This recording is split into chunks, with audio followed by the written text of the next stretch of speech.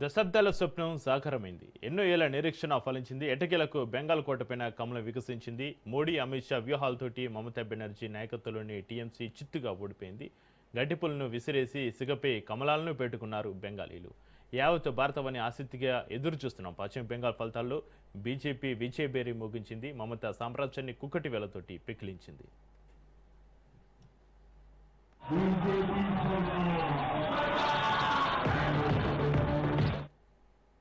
ఇప్పుడు Bengal next CM ఎవరనే దానిపైన చర్చ జరుగుతుంది.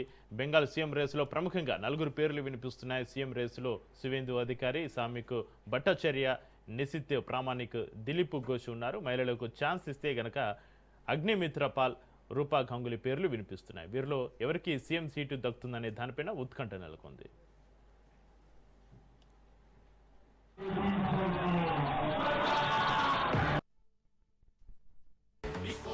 বাংলা হবে রইল অঙ্গীকার,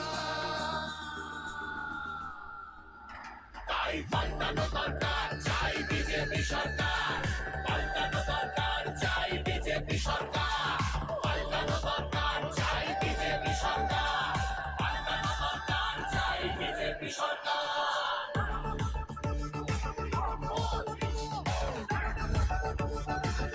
বিকশিত বাংলা হবে রইল অঙ্গীকার, তাই পাল্টানো দরকার, চাই বিজেপি সরকার।